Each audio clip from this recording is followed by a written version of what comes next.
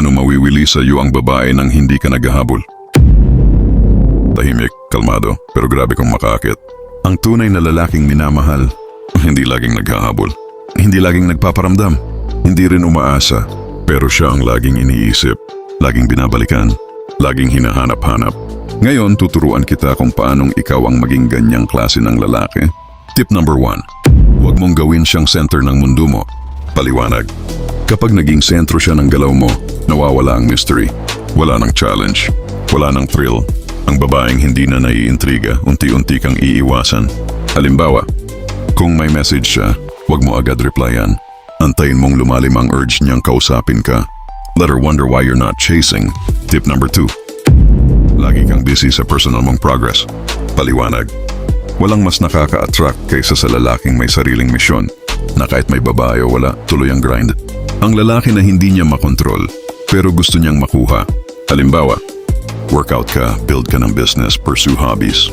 Ipakita mong hindi mo siya kailangan, pero pipiliin mo siya kapag deserve niya. Tip number 3. Mag-iwan ka palagi ng bahaging hindi niya alam. Paliwanag. Mystery is power. Hindi mo kailangang sabihin lahat. Yung tipong, bakit kaya siya ganun? Ang babae madaling ma-attach sa mga tanong na walang sagot. Halimbawa, huwag mo masyadong ikwento lahat ng buhay mo. Mag-iwan ka ng silence sa gitna ng mga usapan. Tip number 4. Magkaroon ng silent confidence. Paliwanag. Hindi mo kailangang magyabang. Hindi mo kailangang magpakitang gilas. Yung aura mong tahimik pero matatag, yun ang hindi nila malilimutan. Halimbawa, yung kahit di ka nagsasalita sa group, feel pa rin ang presence mo. Yung tipong, tahimik si kuya pero parang may alam siya na di natin alam. Tip number 5. Huwag kang magselos sa maliit na bagay. Paliwanag.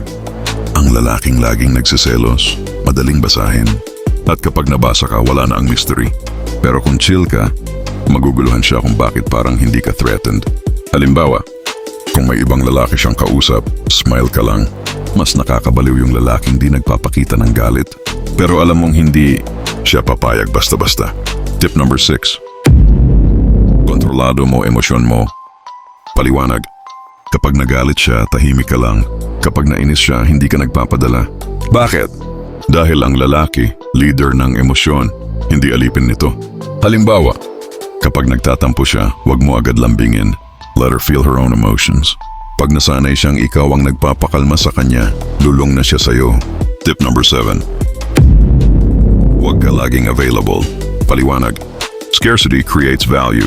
Pag alam niyang andyan ka palagi, mawawala ang thrill. Pero kapag minsan ka lang dumaan, pero solid ang presence mo, mas matindi ang impact. Halimbawa, skip mo minsan ang reply. Minsan huwag kang sumama agad. Pero kapag andyan ka, ramdam ka. Tip number 8. Ipakita mong maraming babae ang may gusto sa'yo, pero pinipili mo siya. Paliwanag. Walang babaeng gustong-gusto ng lalaking walang value sa ibang babae. Kapag alam niyang maraming may gusto sa'yo pero siya ang pinili mo, pakiramdam niya, special ako. Halimbawa, huwag kang magyabang pero huwag mo ring itago. Subtle lang. Let her see na hindi ka desperado. Piliin mo siya, hindi habulin. Tip number 9. Mag-set ka ng standards kahit gaano pa siya kaganda. Paliwanag. Kapag sinanay mong pwede siyang gumawa ng kahit ano, mawawala respeto niya. Pero kapag alam niyang may hangganan, mas lalo kang igagalang. Halimbawa, sabihin mong, ayokong ganito ang usapan natin. Kung ayaw mo, okay lang, pero ito ako. Solid, simple, walang drama. Lalaki moves. Tip number 10. Alisin mo ang neediness. Maging detached king. Paliwanag. Hindi ka needy. Hindi ka obsessed. Mahalaga siya pero hindi siya oxygen. Kapag naramdaman niyang kaya mong mabuhay kahit wala siya, doon ka niya laging gugustuhin. Halimbawa, hindi ka natatakot kung mawala siya. Dahil alam mong marami ka pang pwedeng makilala. Pero ikaw, rare. Ikaw ang choice, hindi option. Tahimik ka. Misteryoso ka. Pero di ka mapakali sa utak niya. Hindi ka naghahabol, pero siya ang bumabalik. Yan ang lalaking hindi lang ginagalang, kundi iniibig. At hindi basta binibitawan. Thank you for watching. And subscribe for more.